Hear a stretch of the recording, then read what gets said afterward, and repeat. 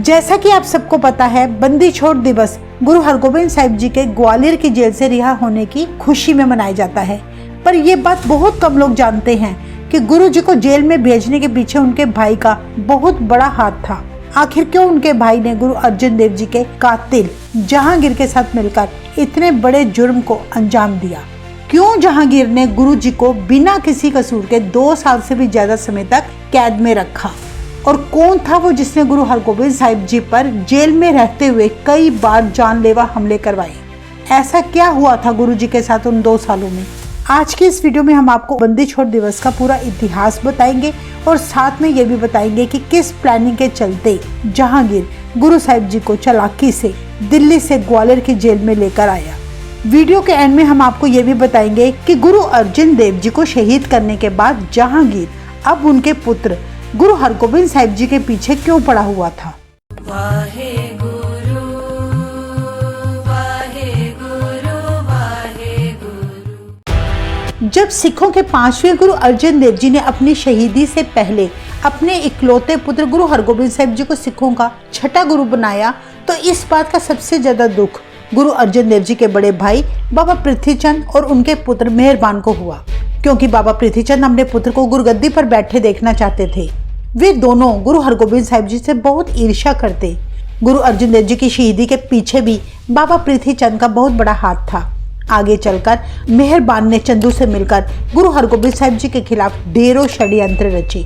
हम आपको बता दें कि चंदू वही दुष्ट इंसान था जिसके कहने पर जहांगीर ने गुरु अर्जन देव जी को बड़ी क्रूरता से शहीद किया था।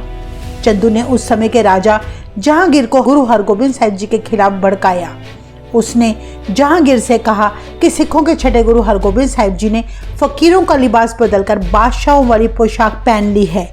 उसने दिल्ली के तख्त से भी ऊंचा अकाल तख्त बना लिया है, जिसके आगे 2 झंडे झूलते हैं। वो गुरु तख्त पर शहंशाह की तरह कलगी लगाकर शस्त्र सजाकर बड़ा सज धज के बैठता है। उसके सिर पर छत्र झूलता है। उसके सिख उसे चमर झुलाते हैं। वह गद्दी पर बैठकर हुक्म जारी करता है, लोगों के आपसी झगड़े निपटाता है।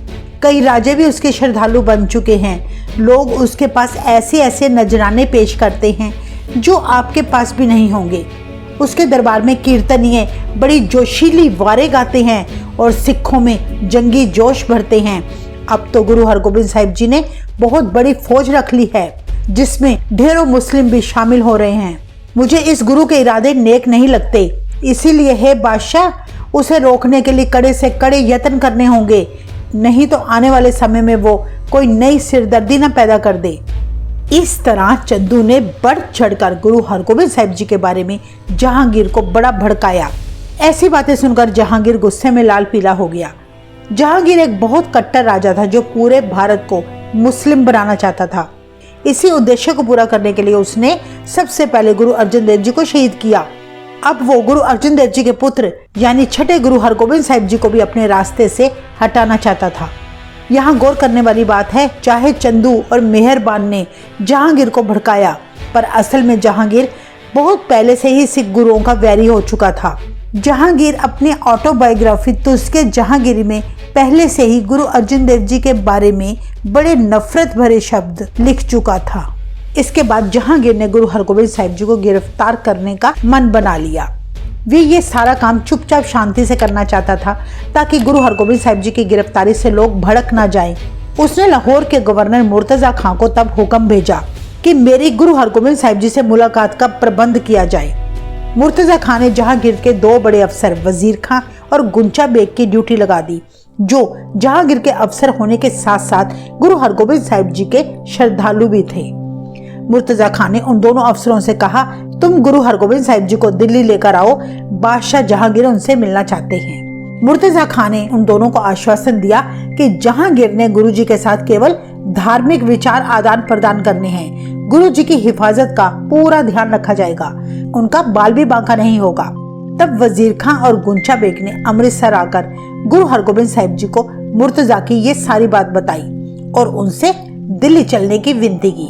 गुरु जी ने तब भाई गुरदास जी, बाबा बुड्ढा जी और कुछ खास सिखों के साथ दिल्ली जाने के बारे में विचार किया। ऐसी बात सुनकर उन्हें गुरु अर्जन देव जी का समय याद आ गया।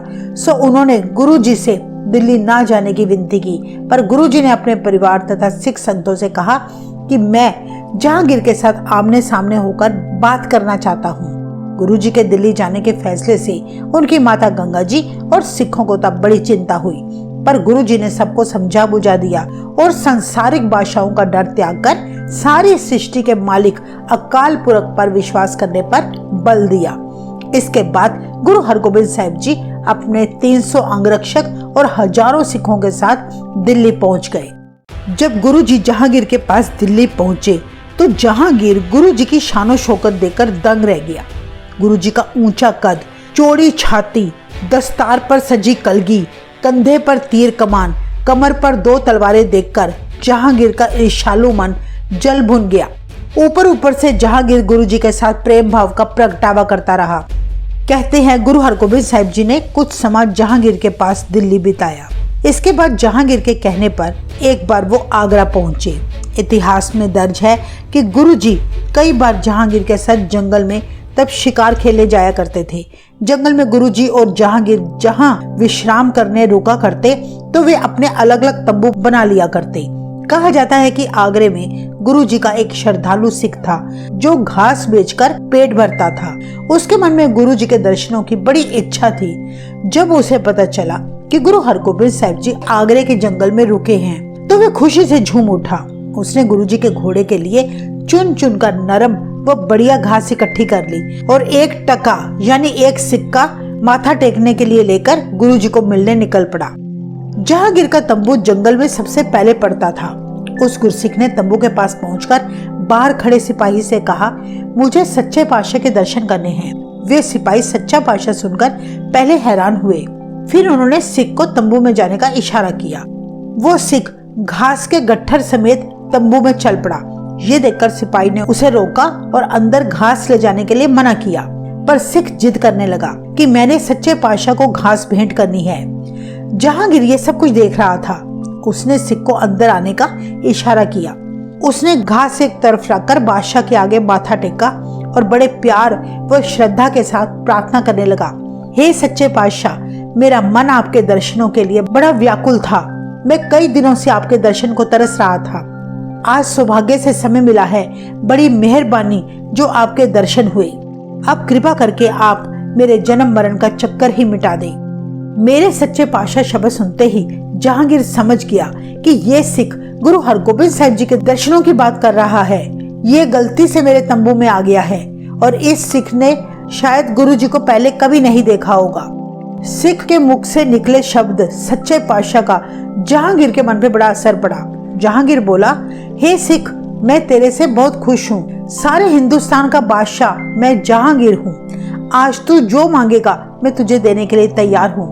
बाकी रही जन्म मरण की बातें, वो तो ऐसे ही हैं। असल में सिख को तंबू में प्रवेश करते समय कुछ भ्रम हुआ था। जहांगीर के मुख से ऐसी बात सुनकर सारी बात साफ हो गई कि मेरे सच्चे पातशाह ये नहीं हैं।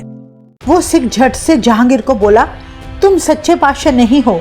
मेरे सच्चे पातशाह तो लोक परलोक के असली पातशाह हैं। तुम मेरा जन्म मरण नहीं काट सकते।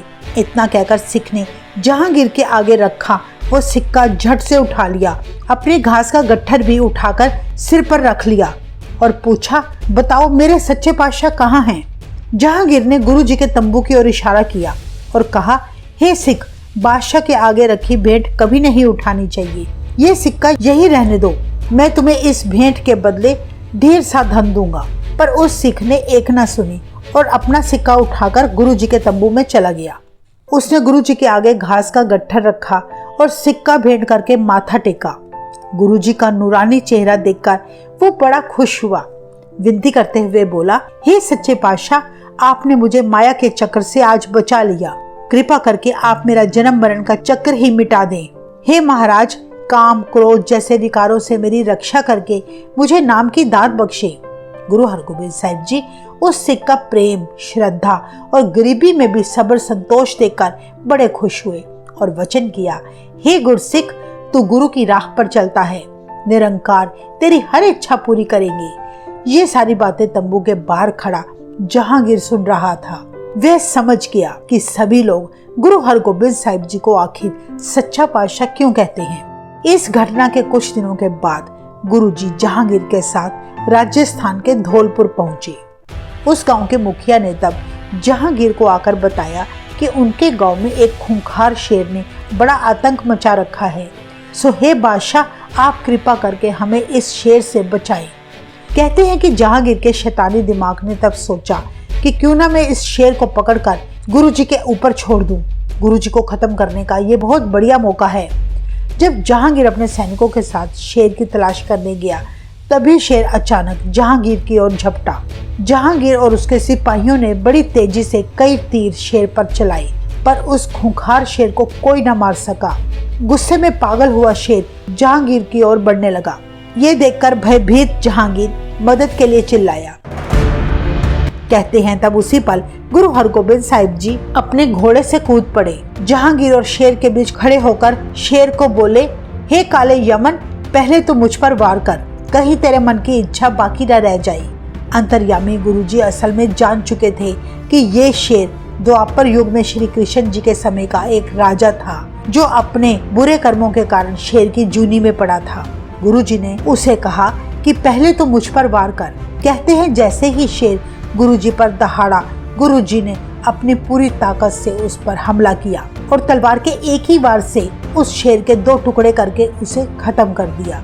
इस तरह जहांगीर का गुरुजी को मारने का ये मौका तो विफल साबित हो गया, जबकि गुरुजी ने शेर को मारकर जहांगीर की जान बचाई। आज राजस्थान के इसी स्थान पर गुरु हरगोबिंद साहिब जी की याद में गुरुद्वारा शेर शिकार साहिब सुशोभित है। जहांगीर ने गुरुजी का शुक्रिया करते हुए तब कहा, अगर आप आज यहाँ ना होते तो मैंने अल्लाह को प्यारे हो जाना था। चाहे गुरुजी ने जहांगीर को जीवन दान दिया, पर जहांगीर हर हालत में गुरुजी को कैद करना चाहता था। वे अपने लक्ष्य की प्राप्ति के लिए कोशिश करता रहा। गुरुजी को शक न हो, इसलिए उसने मित्रता का झूठा दिखावा किया। पर इस घटना के बाद गुरुजी और जहांगीर के बीच मित्रता होती देख चंदू बुरी तरह से घबरा गया कि कहीं गुरु अर्जन देव जी को शहीद करने के लिए उसने जो जहांगीर के कान भरे थे उसकी पोल ना खुल जाए। कहीं गुनाहगार जानकर जहांगीर मुझे मरवा ही ना दे या गुरुजी को ही ना सौंप दे। इसलिए वो हर हालत में गुरुजी और जहांगीर की मित्रता को खत्म करना चाहता था। उन्हीं दिनों जहांगीर अचानक बड़ा बीमार हो गया। बड़े हकीमों ने उसका इलाज किया, पर उसकी हालत दिनों दिन बिगड़ती गई। चंदू को एक मौका मिला। उसने एक षड्यंत्र रचा। किसी पंडित को धन देकर उसने उस पंडित को अपनी तरफ कर लिया। पंडित ने चंदू के कहने पर जहांगीर को आकर कहा कि तुम्हारे ऊपर 5 साल से साड़ सती चल रही है। इससे बचने का सिर्फ एक ही हल है। अगर कोई बहुत बड़ा महापुरुष तुम्हारे लिए 40 दिन ग्वालियर के किले में एकांत में बैठकर तप करेगा, तभी तुम ठीक हो सकते हो। जहांगीर ने पूछा, ऐसा तपस्वी भला कौन हो सकता है जो हमारे लिए तप करे? चंदू इसी मौके की तलाश में था। चंदू फट से बोला, महाराज, गुरु हरगोबिंद साहिब जी सबसे बड़े तपस्वी हैं। उनसे बड़ा संत तो कोई और हो ही नहीं सकता। ऐसा सुनकर जहांगीर को बड़ी तसल्ली हुई। उसने गुरुजी को सारी बात बताई। अंतर्यामी गुरुजी सब जानते थे कि जहांगीर किसी भी तरह हमें कैद करना चाहता है। गुरुजी सब जानते हुए भी ग्वालियर जाने के लिए राजी हो गई। जहांगीर की गुरुजी को ग्वालियर तक पहुंचाने की बड़ी सोची समझी साजिश थी, जिसके तहत पहले गुरुजी को उसने दिल्ली बुलाया, जैसा कि आप मैप में देख सकते हैं। फिर वो गुरुजी को आगरा ले गया। इसके बाद राजस्थान के धौलपुर ले आया। वहां से उसने अपनी बीमारी का बहाना बनाकर गुरुजी को ग्वालियर में पहुंचाकर नजरबंद करवा दिया और खुद वापस दिल्ली आ गया। हम आपको बता दें कि ग्वालियर के किले में जो राजे मुगलों का विरोध किया करते थे या मुगलों को उन राजाओं से जरा सा भी खतरा महसूस होता तो उन राजाओं को वे ग्वालियर के किले में कैद कर लिया करते। उस समय ग्वालियर का किला एक बहुत ही बदनाम जेल मानी जाती थी। इस किले से कभी भी कोई जिंदा बाहर नहीं आया। कड़ी सुरक्षा वाले इस किले में कैदियों को बड़ी दर्दनाक यातनाएं दी जाती थी। उन कैदियों को जहरीला भोजन दिया जाता था। जब गुरुजी उस किले में पहुंचे तो उन्होंने क्या देखा कि किले में सभी राजपूत राजाओं को पिलरों के साथ जानवरों की तरह जंजीरों से बांधा हुआ था। गुरुजी से उनकी ये दशा देखी ना गई। उन्होंने किले के दारोगा हरिदास को कहकर उन सब की जंजीरें खुलवा दी ताकि वो सभी कैदी महल में आजादी से घूम सके। गुरुजी ने उस दारोगा को आश्वासन दिया कि ये कैदी जेल से बाहर नहीं जाएंगे। कहते हैं कि गुरुजी के चेहरे का नूर देखकर हरिदास इतना प्रभावित हुआ कि वो गुरुजी का मुरीद बन गया। गुरुजी के आने से ये मनहूस माना जाने वाला किला एक धर्म स्थान में बदल गया। गुरु हरगोबिंद साहिब जी आप खुद अमृत वेले उठकर प्रभु भक्ति में जुड़ जाया करते। दिन चढ़ने पर उस किले में सत्संग होना शुरू हो गया। शाम को सारे राजे मिलकर गुरु जी के साथ रहरास साहिब का पाठ करने लगे।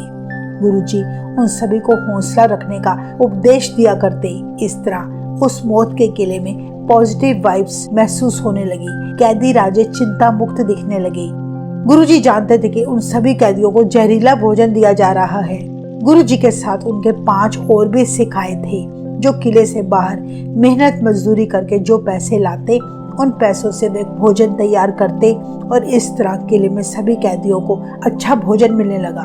उनके शरीर जो कंकाल बन चुके थे उनमें भी सुधार होने लगा। कहते हैं जब पंजाब में सिख संतों को पता लगा कि जहांगीर ने गुरु हरगोबिंद साहिब जी को मुलाकात के बहाने दिल्ली बुलाया और फिर ग्वालियर के किले में नजर बंद कर दिया, तब सिख संगतें बड़ी निराश हुई। सोचने की बात है कि जहांगीर ने गुरुजी को केवल 40 दिन ग्वालियर में रहने के लिए कहकर भेजा था, पर अब गुरुजी को वहां रहते 2 साल से भी अधिक का समय हो चुका था। इसलिए सिख संगतें भी अपने गुरु से मिलने के लिए बड़ी व्याकुल थी। कहते हैं तब बाबा बुड्ढा जी अपनी सिख संगतों को लेकर ग्वालियर के किले में पहुंचे, जहां पहुंचने में उन्हें करीब 1 महीना लगा, पर गुरुजी से मिलने की उन्हें अनुमति न मिल सकी। सारी संगतें बाहर ही माथा टेककर वापस लौट गई। दूसरी तरफ दिल्ली में रहते हुए चंदू को तब डर सताने लगा कि गुरुजी की रिहाई के बाद उसे अपने किए कर्मों की सजा जरूर मिलेगी। इसलिए चंदू ने ऐसी घिनौनी करतूतें की ताकि गुरुजी को किले में ही खत्म किया जा सके। चंदू ने तब अपने एक विश्वास पात्र के हाथ दारोगा हरिदास तक जहर भिजवाया और चिट्ठी में लिखा कि जहर वाला भोजन गुरुजी को खिलाया जाए। पर काफी समय तक जब चंदू को इस बारे कोई जवाब न आया तो उसने फिर से गुरुजी के लिए जहरीली पोशाक भिजवाई ताकि उस पोशाक में लगा जहर गुरुजी के शरीर में फैल जाए। पर उसकी ये चाल भी दारोगा हरिदास ने कामयाब न होने दी। दूसरी तरफ जहांगीर को रातों को बहुत डरावने सपने आने लगे, जिस करके वो सारी रात सो ना पाता। इस तरह उसे जागते हुए कई दिन बीत गए। उसकी इस बीमारी ने उसका पागलों जैसा हाल कर दिया। जहांगीर के पति नूर जहां जो साईं मियां मीर की श्रद्धालु थी, उससे तब साईं जी को बुलाकर अपने पति की सेहत सलामती की विनती की। तब साईं जी बोले, अभी तो बुरा समय आना है, तुम्हारी सारी कुल का सर्वनाश होना है, क्योंकि तुम्हारे पति जहांगीर ने पहले गुरु अर्जन देव जी पर अत्यंत अत्याचार किए और अब उनके पुत्र गुरु हरगोबिंद साहिब जी को किले में नजरबंद करके रखा है। इसी कारण तुम्हारे पति को ये सजा मिल रही है। कहते हैं तब जहांगीर ने डर कर गुरु जी को रिहा करने का उसी वक्त फरमान जारी कर दिया। इसके बदले में गुरु जी ने जहांगीर को संदेश भिजवाया कि हम आए तुम्हारी इच्छा से हैं, पर जाएंगे अपनी इच्छा से। हम किले से बाहर तभी जाएंगे अगर तुम सभी राजाओं को आजाद करोगे। तब जहांगीर ने गुरुजी को चिट्ठी लिखी, जिसमें लिखा कि जितने गुरुजी का चोला पकड़कर किले से बाहर निकल सकेंगे केवल वही कैदी रिहा होंगे। गुरुजी ने तब बड़ी सूझबूझ के साथ अपने लिए एक 52 कलियों वाला चोला सिलवाया, जिसे गुरुजी ने पहन लिया। उस चोले की एक एक लड़ी यानी एक एक कली पकड़कर 52 राजे गुरुजी के साथ किले से बाहर निकल आए। 52 राजाओं की रिहाई करवाने के कारण ही गुरु हरगोबिंद साहिब जी को तब से दाता बंदी छोड़ कहा जाने लगा।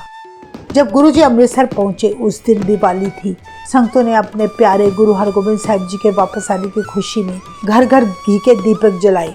इसीलिए आज भी सिख संगतें दिवाली को दाता बंदी छोड़ दिवस के रूप में मनाती हैं। तो ये था बंदी छोड़ दिवस का पूरा इतिहास। आपको ये वीडियो कैसी लगी, अपने विचार जरूर शेयर करें। वाहेगुरु जी का खालसा, वाहेगुरु जी की फतेह।